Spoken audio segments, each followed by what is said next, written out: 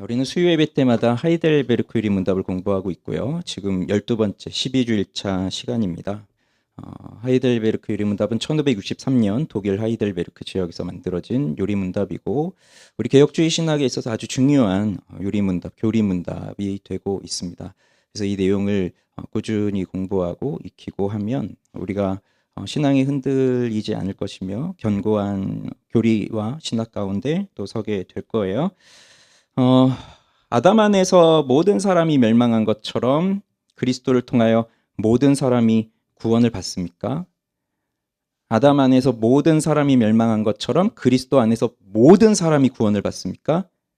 아니죠. 아닙니다. 모든 사람이 다 구원을 받는 것이 아닙니다. 그럼 누가 받는 것이죠?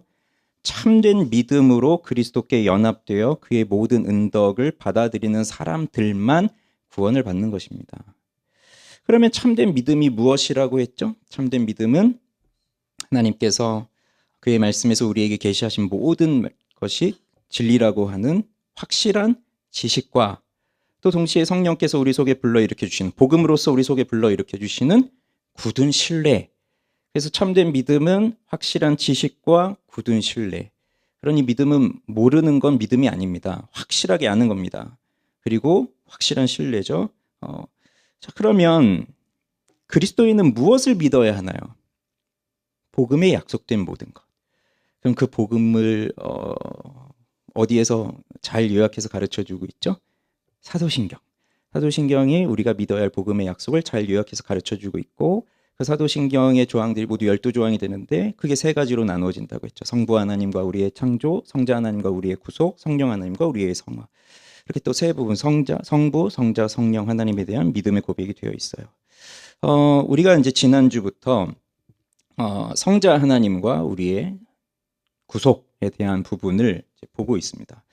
그래서 23문에서 사도신경의 조항들은 무엇입니까? 라고 했을 때 그 앞부분 이제 성부 하나님 전능하사 천지를 창조하신 하나님 아버지를 믿는 것은 무엇입니다? 라고 고백을 했었고 자, 그다음 이제 그의 독생자 우리 주 예수 그리스도를 또한 믿사오니부터 시작을 해서 심판하러 오실 것입니다. 라고 해서 쭉 길게 나와 있어요. 이게 이제 우리가 하고 있는 사도신경대로 하면 그 외아들 우리 주 예수 그리스도를 믿사오니 이제 그 부분이 여기 보면 그의 독생자 우리 주 예수 그리스도를 또한 믿사오니 이렇게 이제 되어 있고요. 특별히 이제 11주일차부터 19주일차 29문부터 59문까지 이 성자 하나님 예수 그리스도에 대한 믿음을 고백하는 내용이 담겨져 있고 그러니 꽤 많은 분량이죠. 그만큼 우리의 믿음의 핵심적인 부분이기도 하니까 길게 또 나와 있고 자, 그다음 이 성자 하나님에 대한 고백에서 첫 번째로 우리가 배우고 있는 건 바로 이 부분이에요. 그의 독생자 우리 주 예수 그리스도 이렇게 예수님을 네 가지 독생자 우리 주 예수 그리스도 그러니까 우리는 그 외아들 우리 주 예수 그리스도 그 부분입니다. 지난 시간에 우리는 예수에 대해서 봤었죠.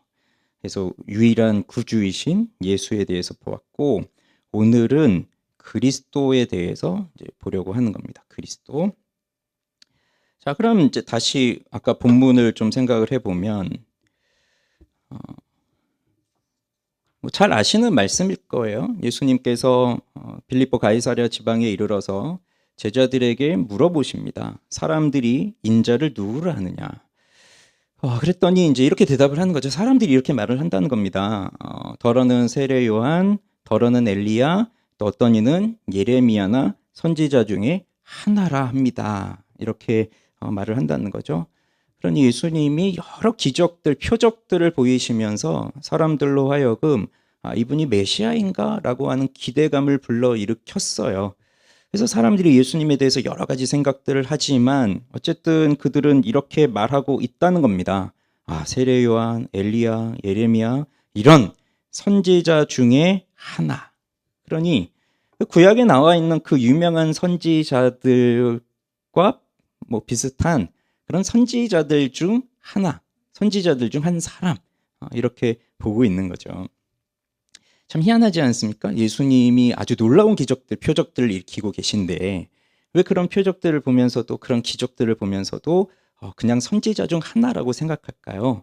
근데 사실 엘리야 같은 선지자를 생각해 보더라도 엘리야도 예수님이 죽은 자를 살리셨는데 엘리야도 죽은 자를 살렸습니다. 심지어 엘리야는 죽지 않고 하늘로 올라갔죠.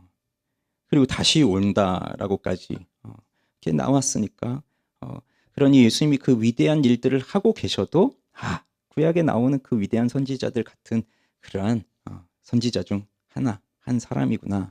그 당시 사람들은 그렇게 생각했던 겁니다. 이 예수님이 다시 물어보세요. 그럼 너희는 나를 누구라 하느냐. 그때의 이 제자들의 대표격이 되는 베드로가 항상 제일 먼저 대답을 하죠. 이렇게 고백합니다. 16절 읽어볼게요. 시작. 시몬 베드로가 대답하여 이르되 주는 그리스도시요 살아계신 하나님의 아들이시니이다. 예, 베드로는 여기서 굉장히 중요한 고백을 합니다. 주는 그리스도시요 살아계신 하나님의 아들이십니다. 여기 주라는 말은 없고요. 그냥 한국말로 번역할 때 베드로는 당신은 그리스도시요 살아계신 하나님의 아들입니다라고 말했어요. 근데 우리는 또 당신이라고 말하기 그러니까 이제 주라고 번역을 해놓은 겁니다. 그러니 정확하게 말하면 당신은 그리스도시요 살아계신 하나님의 아들입니다. 이렇게 고백을 한 거예요.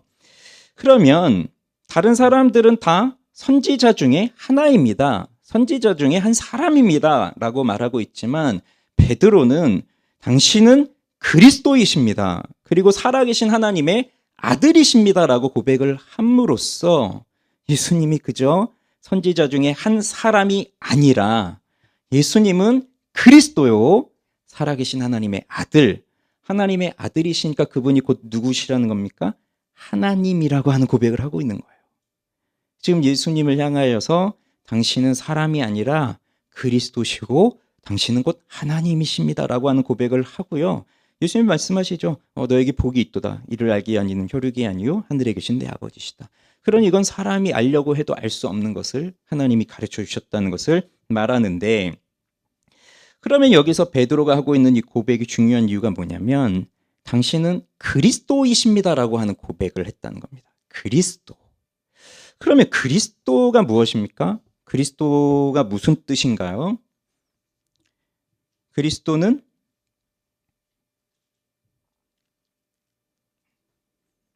우리들이 참 많이 이렇게 혼동하는 부분이에요. 자, 지난주 예수는 무엇입니까? 예수는 무슨 뜻입니까? 예수는 자기 백성을 그들의 죄에서 구원할 자. 예수는 구원자라는 뜻이고요. 그리스도는 무엇입니까? 그리스도는 기름 부음 받은 자라는 뜻이 됩니다. 이 그리스도라고 하는 말은 이제 우리말로 이제 그리스도라고 해놓았는데 헬라어 그리스어로 크리스토스고요. 이 말이 히브리어에서는 무슨 말이냐면 메시아입니다. 메시아. 그래서 메시아, 크리스토스, 그러니까 같은 말이에요. 히브리어로 하면 메시아고 헬라어 그리스어로 하면 크리스토스가 되고요. 우리말로는 그리스도라고 이제 부르고 있는 건데 다 무슨 뜻이냐면 이 크리스토스라고 하는 말도 크리오, 기름 붓다라고 하는 뜻에서 온 피동 명사가 돼요. 그래서 기름 부음을 받은 자가 되고 메시아도 마찬가지입니다. 마시아크라고 하는 그 기름 붓다라는 뜻에서 메시아가 이렇게 오거든요. 그래서 기름 부음 받은 자라는 뜻이에요. 그러면 베드로가 당신은 기름 부음 받은 자입니다라고 고백하는 것이 왜 이렇게 중요한 것일까요?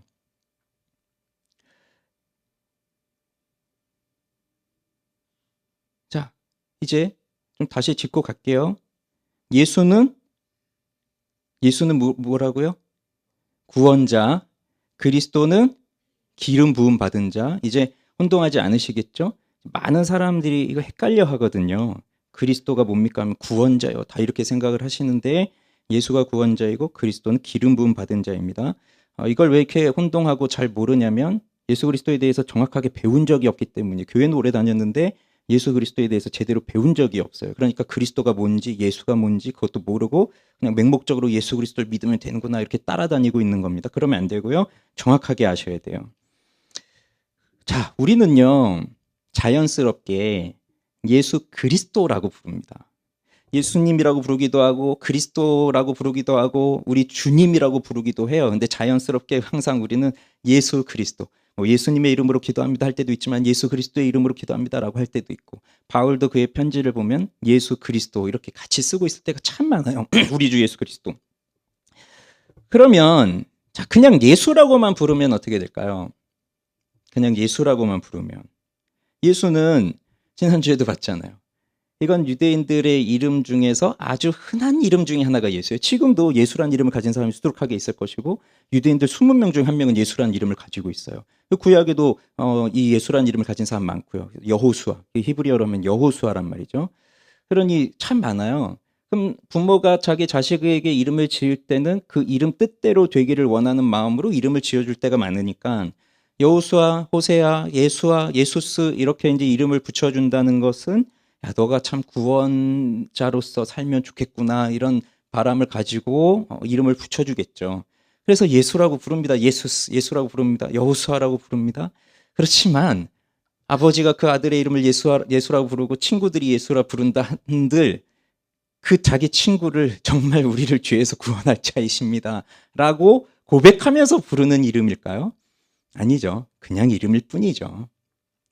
그러니 예수라고 그냥 부를 때 분명 자기 백성, 저희 백성을 그들의 죄에서 구원할 자라고 하나님이 지어주신 이름이지만, 사람들이 그냥 예수라고 부를 때는 그분이 정말 우리를 구원하실 분이다라고 하는 확실한 믿음은 별로 없어요. 그래서 예수님 뭐라고 부르죠? 이 당시 사람들도 나사렛 예수라고 불렀습니다. 그거는 예수님을 아주 무시하는 발언이었죠. 그러니 예수가 위대한 일도 하고 무슨 표적도 일으키고 하지만 그 당시 바리새인들이나 종교인들이나 대제사장 같은 또 종교인들, 그다음에 헤롯과 또 그 추종하는 정치 세력들, 이런 사람들은 예수를 구원자로 받아들이지 않았어요. 그냥 나사렛 예수일 뿐이에요. 어디 시골에서 온, 이름도 없는 시골에서 온 그냥 예수. 그런데 예수를 그리스도라고 부르면 무슨 일이 일어날까요? 그분이 그리스도입니다라는 고백이 되는 거거든요. 그래서 예수는 이름이고요, 그리스도는 직책이에요. 제 이름은 김성구입니다. 근데 저는 이름이 김성구이지만 제 직책을 말하라고 하면 빗소망교회 담임 목사가 저의 직무가 되는 거죠. 그렇듯이 예수는 이름이고 그리스도는 그 직무, 직책이 되는 거예요. 즉 예수는 그리스도의 역할을 하신다. 그리스도의 일을 하신다. 그래서 예수님, 당신은 그리스도십니다라고 하는 것은 당신은 그리스도의 일을 하시는 분입니다. 그리스도의 역할을 하시는 분입니다. 그래서 예수와 그리스도가 같이 붙어서 우리는 고백을 합니다. 그러니 예수님은 이름이고요, 그리스도는 예수님이 행하실 구원 사역의 호칭, 구원 사역의 직함이에요. 그러면 그분이 왜 그리스도인가? 자, 오늘 31문. 자, 한번 읽어보죠. 그분을 왜 그리스도, 곧 기름 부음을 받은 자라 부릅니까? 같이 읽어봅니다. 시작. 왜냐하면 그분은 성부 하나님으로부터 임명을 받고 성령으로 기름 부음을 받으셨기 때문입니다. 그분은 우리의 큰 선지자와 선생으로서 우리의 구원을 위한 하나님의 감추인 경영과 뜻을 온전히 계시하시고 우리의 유일한 대제사장으로서 그의 몸을 단번에 제물로 드려 우리를 구속하셨고 성부 앞에서 우리를 위해 항상 간구하시며 또한 우리의 영원한 왕으로서 그의 말씀과 성령으로 우리를 다스리시고 우리를 위해 획득하신 구원을 누리도록 우리를 보호하고 보존하십니다. 자, 여기 이렇게 고백을 하고 있어요. 예수를 왜 그리스도, 곧 기름 부음을 받은 자라 부릅니까? 자, 그러면 우리가 이거부터 살펴보아야죠. 그럼 도대체 기름 부음을 받은 자가 누구냐? 기름 부음 받은 자가 하는 일이 뭐냐? 이것부터 봐야 되겠죠. 자, 구약 시대에 이스라엘 공동체 안에서 기름을 부어서 세우는 직분이 세 가지가 있었습니다. 선지자와 제사장과 왕입니다. 선지자를 세울 때, 제사장을 세울 때, 왕을 세울 때 그냥 세우는 게 아니라 기름을 부었습니다. 그래서 기름을 붓는다는 것은 임명장을 받는 것과도 같은 거예요. 그래서 지금은 뭐 임명장 종이로 해서 딱 주면 임명 받았구나 하겠지만 이 당시는 기름을 부을 때 임명 받았구나 이게 되는 겁니다. 그러면 그 제사장이든 선지자이든 왕이든 기름을 부으라고 했는데 그거 누가 하신 거예요? 하나님이 명하시는 겁니다. 그냥 사람들끼리 하는 게 아니라 하나님이 누구에게 기름을 부으라. 기름을 부어서 왕으로 세워라. 기름을 부어 선지자로 세워라. 하나님의 명령이고요. 그러니 이 기름을 부었다는 것은 누가 세우셨다는 거가 되는 거죠? 하나님이 세우신 자가 되었다는 거예요. 그래서 기름 부음을 받은 사람은 기름 부음을 받음으로써 구별되어져서 거룩하게 구별되어져서 하나님께 드려지는 사람이 되고 하나님께서는 그를 제사장으로 선지자로 왕으로 임명하신다는 뜻이 돼요. 내가 스스로 왕이 된다고 하면 그 사람은 반역자죠. 그럼 받아줄 수가 없죠. 하나님이 세우셔야 되는 거. 기름 부음은 하나님이 세우시는 겁니다. 근데 기름 부음만 받으면 되나요? 기름 부음만 받으면 갑자기 제사장이 되고 갑자기 선지자가 되고 갑자기 왕이 됩니까? 그 제사장이면 제사장, 선지자면 선지자, 왕이면 왕인, 왕으로서 할 수 있는 능력들이 또 있어야 되잖아요. 하나님께서 기름을 부으시면서 그에게 그 제사장, 왕, 선지자로서 그 임무를 할 수 있는 능력과 또 자격도 하나님이 주세요. 그래서 기름 부음은 성령과도 연결이 돼요. 성령의 은혜를 부어주신다는 거죠. 그런데 구약 시대의 이 세 가지 직분, 선지자와 제사장과 왕은 엄연히 구분됐습니다. 뭐 동시에 왕이면서 선지자, 뭐 이런 역할을 할 수는 있어요. 제사장이면서 선지자. 그렇지만 이 세 가지를 한 번에 다 할 수 있는 사람은 없었어요. 그리고 그건 엄연히 금하였고, 뭐 왕이 자기 나름대로 제사장 역할을 하려고 했을 때 하나님은 엄벌을 내리기도 했습니다. 대표적으로 사울도 그랬고 우시야 같은 왕도 그랬고요. 그래서 엄연히 구분이 되어 있었어요. 왕은 왕이지 왕이 제사장 선지자까지 다 하는 건 아닙니다. 그런데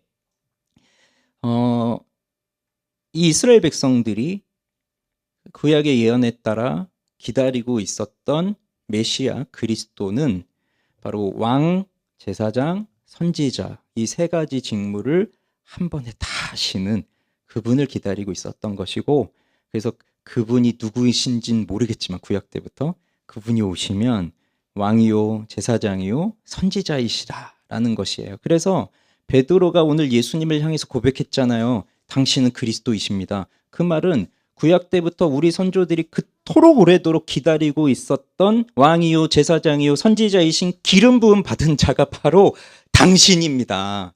그걸 고백하는 내용이에요. 그래서 너무나 중요한 내용이죠. 자, 그러면 이제 오늘 고백에 보면, 자, 보세요. 왜냐하면 그분은 성부 하나님으로부터 임명을 받죠. 성령으로 기름 부음을 받으셨죠. 여기 뭐 나오진 않지만 질문이 나오죠. 그리스도가 나오죠. 그럼 여기 누구가 나오세요? 성부 하나님도 나오시고, 그리스도, 성자 하나님 나오시고, 성령 하나님 나오시죠. 그래서 예수님이 그리스도로 임명을 받고 세워지는 이 순간에도 누가 등장하십니까? 성부, 성자, 성령이 등장하십니다. 그래서 이 일은 그냥 예수님 독자적인 일이 아니라 삼위 하나님의 일이라는 거예요. 하나님이 세상을 창조하실 때에도 창세기 1장에 보면 그냥 성부 하나님 혼자 창조하시는 것이 아니라 성부와 성자와 성령이 함께 창조하시는 것이고, 이렇게 그리스도가 세워질 때에도 성부, 성자, 성령이 그리스도를 세우시고, 구속의 사역, 구원의 일이 이루어질 때에도 성부, 성자, 성령께서 함께 하시는, 그래서 예수님이 그리스도이시다라고 하는 것은 바로 삼위 하나님의 일입니다. 그래서 성부 하나님께서 성자 하나님과 구속의 언약을 맺으시고, 그러면서 이 구속의 언약, 구속의 역할을 감당할 구속자, 대속자가 되도록 예수 그리스도와 언약을 맺으시고, 예수님이 그 구속자가 되셔서 오시는 거죠. 그래서 그리스도가 되게, 그리스도라고 하는 직분을 성부 하나님께서 예수에게 그리스도의 직분을 맡기셨고, 그다음에 예수가 그 직무를 감당할 수 있도록 또 성령으로 기름을 부으셨는데, 예수님이 세례를 받으실 때 성령이 비둘기와 같이 임하시죠. 그래서 물론 그 전에 그럼 성령 충만이 없었느냐 그런 게 아니라 이제 일종의 메시아로서 즉위식이 거기서 나타나고 있는 거죠. 그래서 성부, 성자, 성령께서 이렇게 예수를 그리스도로 공식적으로 임명하고 계시는구나. 그러면서 예수가 그리스도로서의 그 사역을 감당을 하시는 거죠. 그런데 하나님은 왜 예수님을 이렇게 그리스도로 임명하시고 또 성령께서 기름을 부으실까요? 성령의 기름. 이게 바로 예수님이 오셔서 이 땅에서 하셔야 할 일, 그 일을 하게 하기 위해서거든요. 그러니 그리스도로서의 일을 하게 하기 위함이니까 예수님은 이 땅에 오셔서 무엇을 하신다는 겁니까? 선지자, 제사장, 왕, 이 역할을 한다는 겁니다. 그래서 첫 번째로 볼 것이 예수님은 선지자이시다. 예수 그리스도, 왜 그분이 그리스도입니까? 그분은 선지자이기 때문입니다. 그래서 여기서 고백을 하죠. 그분은 우리의 특별히 큰 선지자라고 했어요. 큰 선지자와 선생으로서 우리의 구원을 위한 하나님의 감추인 경영과 뜻을 온전히 계시하시고. 자, 선지자입니다. 선지자는 무엇을 하는 사람인가요? 선지자는 하나님의 말씀을 가르치는 사람입니다. 하나님의 말씀을 전하고 하나님의 말씀을 가르치는 사람이에요. 이 마태복음 16장 이후에 이제 17장에 보면 예수님께서 베드로, 야고보, 요한을 데리시고 산에 올라가셔서 변화되시죠. 변화산 사건이라고 하는데, 그때 변화되시고 하나님께서 하늘에서 음성이 났는데 말씀을 하시는데, 이는 내 사랑하는 아들이요 기뻐하는 자니 너희는 그의 말을 들으라 라고 말씀하세요. 너희는 그의 말을 들으라. 그래서 예수가 선지자이심을 드러내주고 계십니다. 선지자, 하나님의 말씀을 전하는 자이고, 우리는 선지자를 통해서 주신 하나님의 말씀을 들어야 되잖아요. 그러니 하나님께서는 너희는 예수 그리스도의 말을 들으라 라고 합니다. 근데 이것이 배경이 있어요. 모세는 신명기 18장 15절에서 이런 말씀을 하는데, 내 하나님 여호와께서 너희 가운데 내 형제 중에서 너를 위하여 나와 같은 선지자 하나를 일으키시리니 너희는 그의 말을 들을지어다. 자, 그래서 계시된 그리스도, 오실 메시아, 우리의 구원자는 누구시냐? 바로 신명기 18장 15절에 의하면 나와 같은 선지자 하나를 일으키신다. 너희는 그의 말을 들을지어다라고 하셨던 그 말씀. 그래서 그 모세와 같은 선지자가 오신다는 것을 기다리고 있었던 거예요. 그가 누구냐 하는 걸 이제 사람들이 알아야 되는데 그것을 하나님이 확인해 주신 거죠. 한 선지자 하나를 일으키시리니 너희는 그의 말을 들을지어다. 자, 그것을 하나님이 말씀하신 거예요. 너희는 그의 말을 들을지어다. 마태복음 17장에서 그 말씀을 하신 겁니다. 또 사도행전 3장에 보면 베드로가 사람들 앞에서 설교를 해요. 그때 무슨 말을 또 하냐면 사도행전 3장 22절에 보면 모세가 말하되 주 하나님이 너희를 위하여 너희 형제 가운데서 나 같은 선지자 하나를 세울 것이니 너희가 무엇이든지 그의 모든 말을 들을 것이라.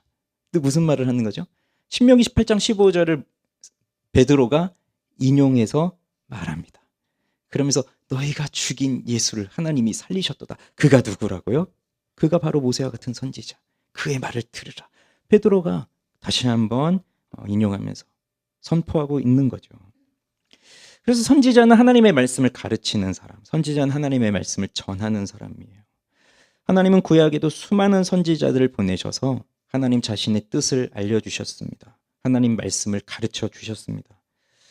그러나 선지자들, 구약에 나오는 그 선지자들, 여기서 앞에서 사람들이 더러는 엘리야요, 예레미야요라고 했던 그 위대한 선지자들도 그들은 하나님의 말씀을 대신하여 전할 뿐이에요. 그러니 선지자들은 항상 뭐라고 말합니까? 말씀을 선포하고 이것은 여호와의 말씀이니라. 또는 여호와께서 이르시되. 이렇게 말씀을 전했죠. 그래서 이것이 내 말이 아니라 이것은 여호와 하나님의 말씀이다라고 하는 것을 가르쳤어요. 그게 구약의 선지자입니다.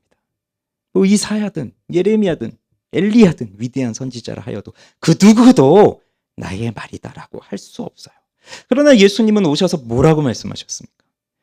예수님 말씀하실 때 여호와께서 이르시되, 여호와의 말씀이니라. 이렇게 말씀하셨나요? 그러지 않죠. 예수님은 뭐라고 말씀하십니까? 내가 너희에게 진실로 진실로 이르노니. 아멘, 아멘, 레고 휘민. 이렇게 말하는 거거든요. 이게 뭐냐면 내가 말한다는 거예요. 내가. 내 말이 곧 여호와의 말이다. 그래서 구약의 선지자들은 하나님을 대신하여 전할 뿐이지만 예수님은 내가 말한다. 그래서 이 아멘, 아멘 하는 것이 이 당시 헬라 문화 속에서 그때는 이제 수많은 사람들이 철학이라든지 이런 강연을 많이 했거든요. 그러면 이제 뭔가를 얘기를 할 때 그때 사람들이 여기서 그 강연을 듣는 사람들이 아멘 이렇게 하는 거예요.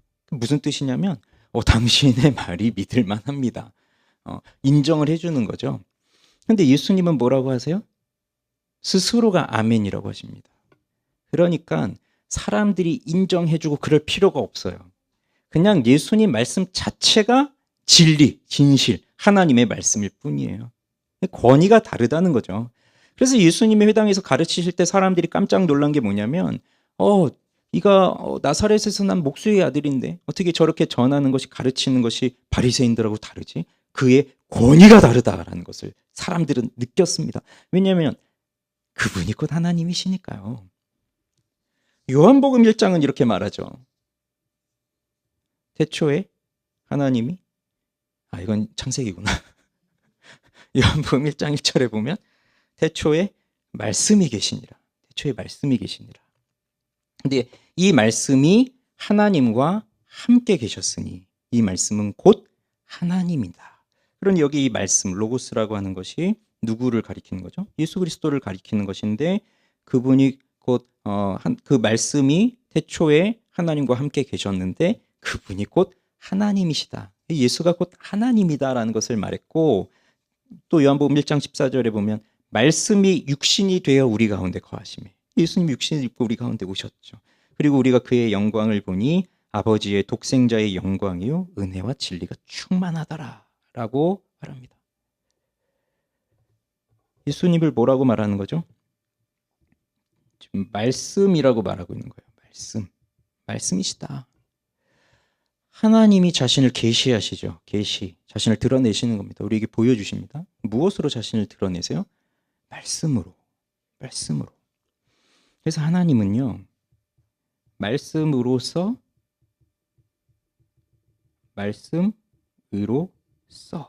자신을 계시하시는 분이에요. 말씀으로서는 뭡니까? 그분 자신이 말씀이라는 것이고 말씀으로서는 말씀을 통해서 계시하신다는 것이죠. 그러니 하나님 그분이 곧 말씀이시자 그분이 말씀이 되셔서 자신이 누구이신지를 우리에게 온전히 가르쳐 주시는 거죠. 그래서 예수님은 우리의 큰 선지자와 선생으로 우리의 구원을 위한 하나님의 감추어진 경영과 뜻을 온전히 계시하신 분입니다.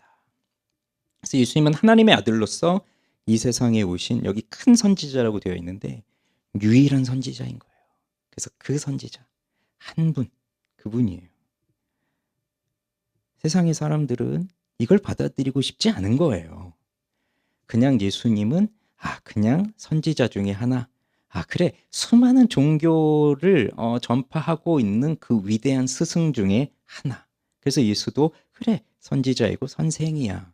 이렇게 받아들이기는 하지만 그분을 유일한 선지자, 즉 하나님과 동일하신 분으로 받아들이지는 않죠. 그런데 예수가 그리스도이신 이유는 바로 예수님은 곧 하나님을 나타내시는 유일한 선지자이기 때문입니다. 그분이 죄로부터 구원의 길을 우리에게 가르쳐 주셨고 그리고 그분은 그 구원을 이루셨어요. 그냥 말씀만 하신 것이 아니라 그 구원을 실제로 성취하셨어요. 이루셨어요.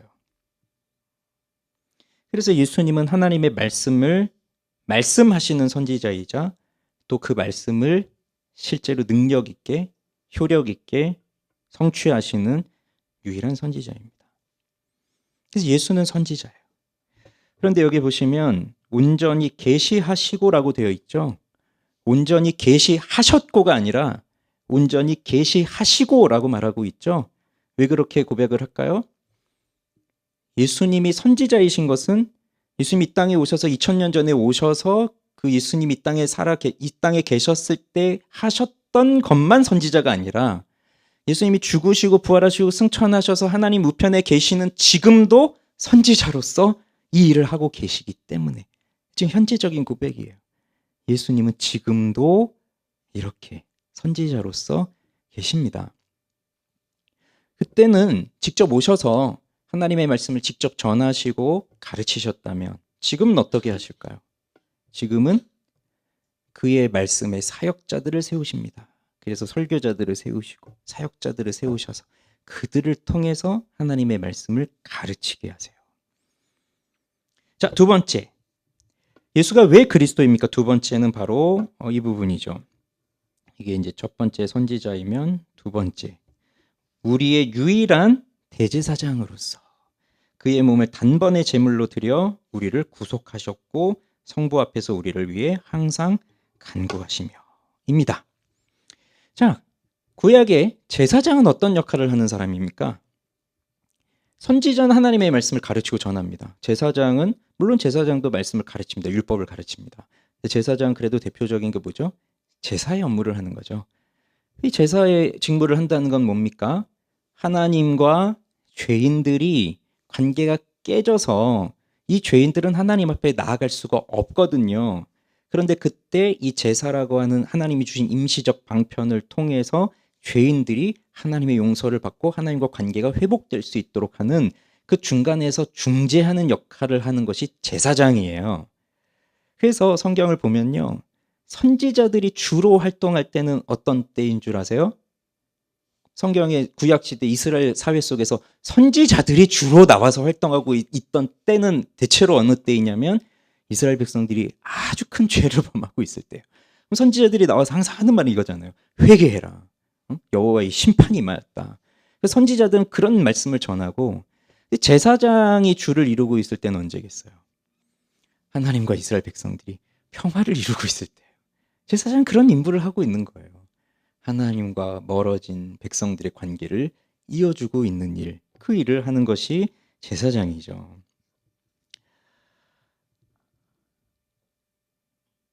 대제사장이 있습니다. 대제사장. 그럼 이 대제사장이 하는 일 중에 가장 중요한 것 중 하나가 또 뭐가 있냐면, 자, 1년에 한 번 대속죄일이 있어요.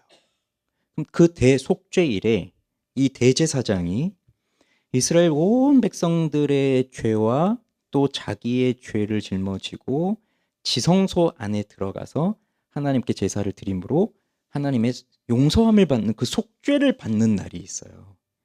그 대제사장이 온 백성들의 죄를 짊어지고 지성소 안으로 들어가는 겁니다. 그게 대제사장과 대제사장이 하는 아주 중요한 일인데, 근데 예수님이 이 땅에 오셔서 하신 아주 중요한 일이 뭐냐면 바로 이 대제사장으로서의 일을 하신 거예요.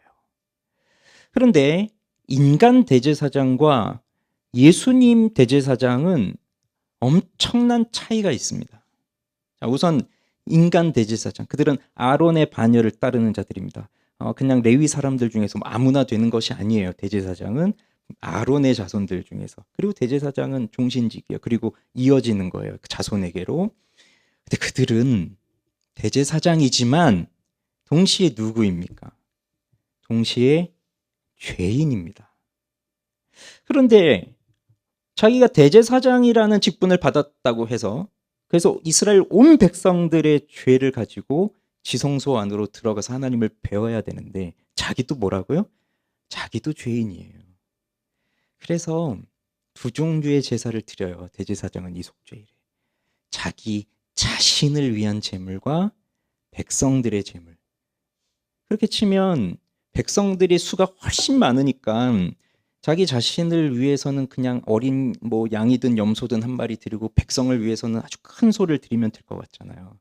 그러나 그렇지 않고 동일한 제물을 드립니다. 대제사장 한 사람의 죄와 백성들의 죄가 동일하게 보면서 동일한 제물을 드려요. 그래도 만약에 대제사장이 아주 죄가 많잖아요. 그러면 제사장이 그 지성소에 들어갈 때 밧줄 매달고 들어가고 제사장의 옷에는 방울들이 달려 있어요. 맨 끝에 보면. 그러면 그 지성소에 들어갈 때 죄가 아주 많으면, 그 속죄가 제대로 되지 않으면 그곳은 하나님의 임재가 있는 곳이기 때문에 거기 들어가면 하나님 심판을 받고 죽죠. 그래서 대제사장도 죽었는데 누가 거길 들어갈 수 있겠어요. 그래서 밧줄 매달고 들어가는 것이고, 들어가서 소리가 딸랑딸랑 나고 있으면 아직 살아있구나. 근데 안 나오는데 소리가 안 나요. 아, 죽었나 보다 하고 밧줄을 끌어내고, 뭐 이런 이야기 많이 들어보셨죠. 엄중한 일이에요. 자, 그 일을 대제사장이신 예수 그리스도가 하시는데, 근데 다른 점이 뭐냐면 예수님은 대제사장으로서 이 일을 하시는데 자기 자신을 온전한 제물로 드리신다는 겁니다. 이게 어떻게 해서 가능하죠? 예수님은 죄가 없으시기 때문에 가능한 거예요. 만약에 예수님도 죄가 있는 동일한 사람이라면 자기 자신을 제물로 드릴 수가 없죠. 자기를 속죄할 어떤 제물을 가지고 와야 되는 거죠. 그러나 이분은 죄가 없으신 분이시기 때문에 단번에 자기를 제물로 바쳐서 하나님과의 관계를 완전히 회복하시는 그 일을 하십니다. 그것이 다른 점입니다. 그래서 이걸 잘 말해주는 것이 히브리서고요. 히브리서 9장 12절에 보면 염소와 송아지의 피로 하지 아니하고 오직 자기의 피로 영원한 속죄를 이루사 단번에 성소에 들어가셨느니라. 인간 제사장은 죄인이에요. 그래서 백성들의 죄를 속하지만 동시에 자신의 죄도 속함을 받아야 돼요. 그러나 예수님은 아닙니다. 그래서 아론의 반차를 따르는 제사장보다 훨씬 탁월한 분임을 히브리서가 증거하고 있습니다. 그렇기 때문에 예수님은 우리의 완전한 중보자가 되셔서 우리를 위해 친히 자신이 제물이 되어주시고, 그럼으로써 하나님과 멀어진 우리의 관계를 완전히 회복하여 주셨어요. 그렇기 때문에 이제 우리에게는 더 이상 또 다른 사람 중보자가 필요하지 않습니다. 예수님이 완전하게 그 일을 해 주셨기 때문에 또 다른 사람이 필요하지 않아요. 우리는 저같이 말씀을 전하는 사람, 교회에서 이렇게 목회를 하는 사람을 뭐라고 부르죠? 목사라고 부릅니다. 저를 향해서 신부님이라고 부르지 않아요. 사제라고 부르지 않아요. 그런데 아직도 사제, 신부라고 부르는 곳이 있죠. 로마교회, 카톨릭, 천주교, 여기는 아직도 신부라고 부르죠. 신부란 뜻이 뭡니까? 아버지인데 사제거든요. 사제. 사제는 뭐죠? 제사장을 말하고 있는 거예요. 그래서 그들은 미사라고 하는 형태로 구약의 제사적인 형태를 가지고 아직도 그 일을 하고 있고, 사제가 평신도는 카톨릭 용어예요. 카톨릭에서 나온 말이에요. 평신도란 말이. 그러니까 사제가 아닌 평신도들을 사제를 통해서 하나님과 이어주는 것을 하는 게 사제이고, 그래서 그들은 성찬할 때에도 사제의 손으로 밀가루빵을 예수님의 살로 바꿔버리고 그렇게 하죠. 그 다음 또 그들이 뭘 하죠? 고해라는 걸 하죠. 방 안에 딱 커튼으로 가려놓고 사제가 여기 있고, 나는 죄를 지었으면 내 죄를 그 사제한테 고백을 하고, 그럼 사제가 그걸 듣고 적절한 처분을 내려줍니다. 당신은 이런 죄를 지었으니 뭐 이렇게 보속을 하십시오. 이렇게 해서 행동으로 죄를 갚으십시오. 그리고 당신은 죄를 용서받았습니다. 그걸 누가 선언해 주냐면 사제가 선언을 해주는 거예요. 예수님이 대제사장으로서 자신의 몸을 완전한 제물로 드리셔서 하나님께서 그걸 받으시고 끊어졌던 그 길을 완전하게 회복해 주셔서 히브리서의 말처럼 그 예수 그리스도를 통해서 그 휘장이 찢어지고, 예수님 죽으심으로 휘장이 찢어지고, 그럼으로써 우리가 하나님을 향하여 갈 수 있는 새롭고 살아있는 길을 열어주셨다고 믿는다면, 그 사제를 통해서 내 죄를 고하고 그 사제가 나를 용서해 주어야 되고 그럴 필요가 없는 거죠. 인간 중보자는 더 이상 필요가 없어요. 오로지 예수 그리스도가 그 일을 하신 겁니다. 그러니 우리 죄를 속하기 위해서, 우리 죄를 용서해 주시기 위해서 인간은 그 무엇도 할 수 없습니다. 사람은 자기도 죄인이니까요. 그래서 중보자는 오직 한 분,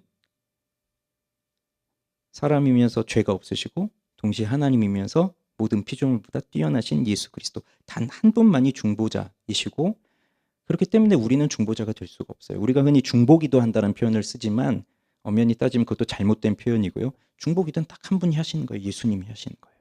우리는 그냥 그를 위해서 기도할 뿐이지 우리가 중보자가 될 수가 없어요. 나도 죄인이기 때문에. 로마서 3장 25절에 보면 이 예수를 하나님이 그의 피로써 믿음으로 말미암는 화목 제물로 세우셨으니 이는 하나님께서 길이 참으시는 중에 전에 지은 죄를 간과하심으로 자기의 의로우심을 나타내려 하심이니. 예수님께서 화목 제물이 되셨어요. 하나님께서 그렇게 그를 화목 제물로 세우셨어요. 그래서 하나님과 끊어진 우리를 다시 회복시키셨습니다. 화목 제물이 되셨다는 것, 즉 우리의 죄를 속죄해 주셨다는 겁니다. 속량해 주셨다는 겁니다. 여긴 무슨 의미가 있냐면 대속의 은혜가 있습니다. 대신해서, 나를 대신해서 십자가에 못 박혀 죽으시는 거죠. 그런데 그거 아십니까? 이 사실을 믿지 않는 사람들이 교회 안에 많다는 것을요. 그들이 주장하는 건 대속이 아닙니다. 자속입니다. 자속. 스스로, 내가 지은 죄 내가 스스로 해결해야지. 왜 예수님한테 떠넘기고 예수님 대속을 믿느냐. 하나님은 그렇게 하지 않으셨다. 네가 스스로 해라. 자속. 이게 지금도 수많은 자유주의 진영을 바탕으로 해서 이런 사람들이 주장하고 있는 거예요. 대속을 받아들이지 않아요.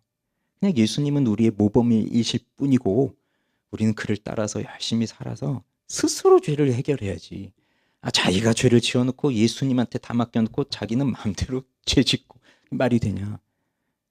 그러나 그것은 이 대속의 은혜, 즉 예수께서 이 대제사장으로서의 역할, 즉 인간의 죄와 하나님께서 그 죄를 심판하시는 그 부분과 이런 모든 부분들을 이해하지 못했을 때 자속이라는 걸 얘기하지만 백날 해보십시오. 그럼 그게 되나? 죽을 때까지 안 될 텐데. 대속입니다. 대속. 예수님이 우리를 위해 대신하여 죽어주셨어요. 그 일을 하신 거예요. 대제사장으로. 그 다음 또 무엇을 하신다고요? 성부 앞에서 우리를 위해 항상 간구하시며. 예수님은 그의 생애가 기도하는 삶이셨어요. 하나님이신 그분이 기도하셨어요. 우리를 위해서. 이 요한복음 17장이 그 대제사장의 기도, 아주 아름다운 기도를 올리시죠. 자, 이것도 마찬가지입니다. 간구하셨고가 아니고 간구하시며. 그 말은 하늘에 올라가신 예수님께서 지금도 하나님 우편에서 지금도 우리 성도들 한 사람 한 사람을 위해서 기도하고 계신다는 거예요. 말할 수 없는 탄식으로. 아버지, 저기 있는 저 형제를 보십시오. 저 자매를 보십시오. 제가 이름 하나하나 불러드리려고 했는데 오늘 많이 오셨어요. 또 누구만 부르면 또 왜 제 이름은 안 불러주십니까 할까봐.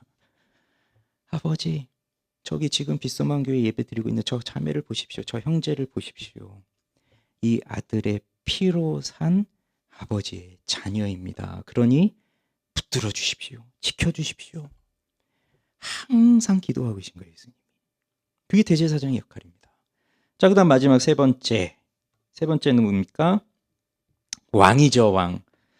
또한 우리의 영원한 왕으로서 그의 말씀과 성령으로 우리를 다스리시고 우리를 위해 획득하신 구원을 누리도록 우리를 보호하고 보존하신다고 하였습니다. 자, 그러면 하나님이 예수라는 이름을 지어주실 때 사실 그 예수라는 이름에 뭐가 들어있어요? 왕이 들어있는 거예요. 왜요? 예수 뜻이 뭐였죠?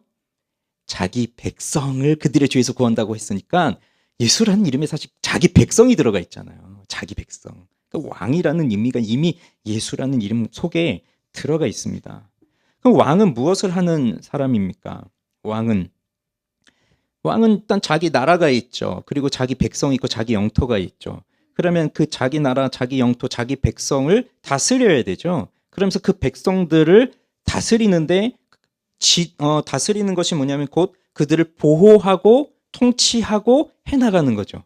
그래서 외세가 쳐들어오면 막아줘야 되죠. 안전하게 보호해줘야 되죠. 백성들이 먹을 수 있도록 공급을 해줘야 되죠. 안전하고 자유롭고 행복하게 살아갈 수 있도록 해줘야 되죠. 이런 것들이 왕이 해야 할 일이잖아요. 그러면 예수님께서 왕으로서 우리를 위해 무엇을 하셨냐? 바로 이걸 하신다는 거죠. 우리를 다스리시고 우리를 보호하시고 이걸 하시는 거예요. 사람들이 예수를 보면서 뭐 세우려고 하나요? 오병이어 사건 이후에 사람들이 예수님을 뭘 세우려고 해요?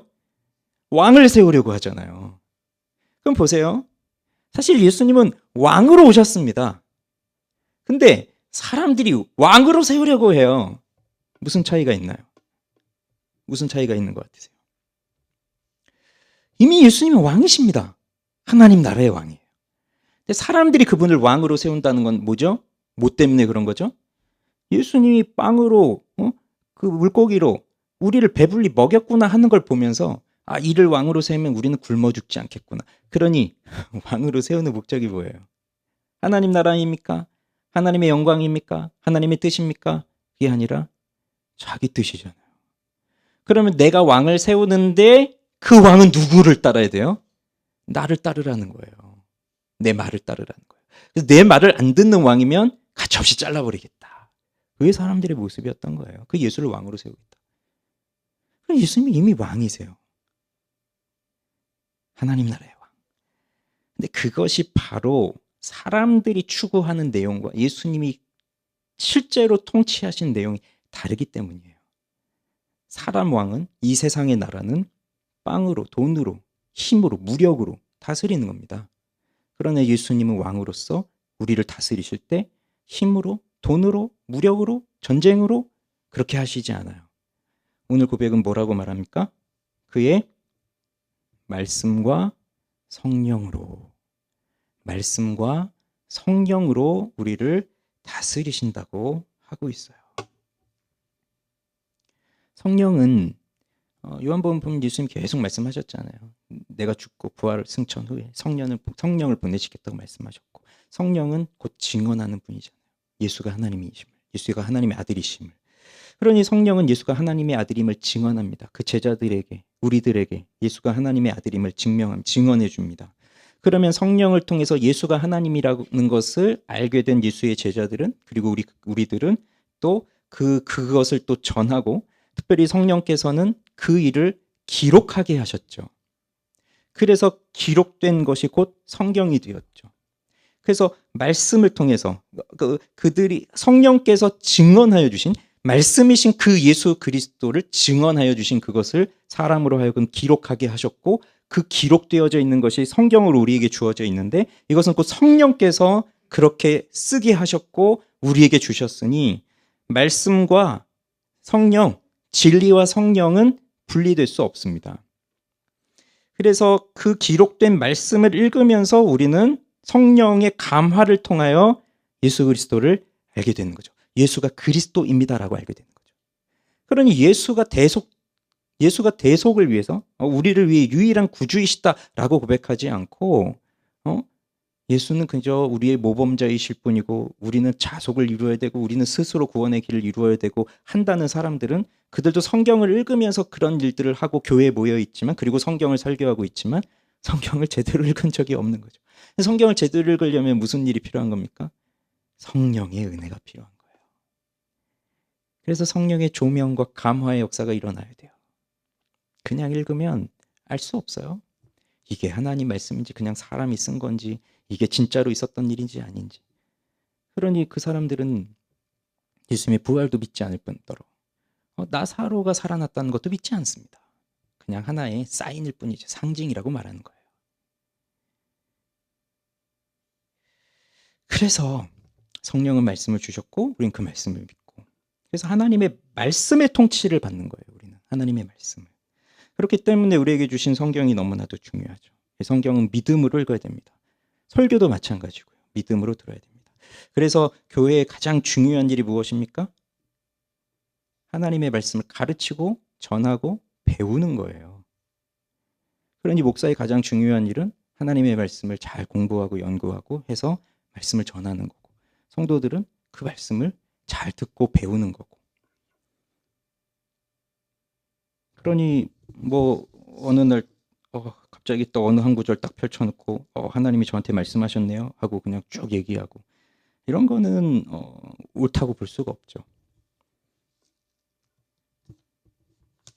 그래서 잘 배우고 잘 가르치고 잘 배우고.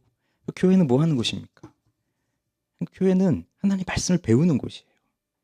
여긴 하나님의 말씀이 계속 가르쳐져야 되고, 죽을 때까지 우리는 그 말씀을 계속 배워야 되는 거예요. 그게 이제 우리 성도들의 일이에요. 왜냐하면 예수님은 바로 말씀과 성령으로 우리를 통치하시니까. 그 다음에 우리를 위해 획득하신 구원을 누리도록 우리를 보호하고 보존하신다고 했잖아요. 골로새서 1장 12절에서 14절을 보면 지루하시죠? 한번 찾아볼까요? 자, 마지막 이제 끝났어요. 자, 골로새서 1장 12절에서 14절을 한번 찾아서 마지막으로 좀 같이 읽어봅시다.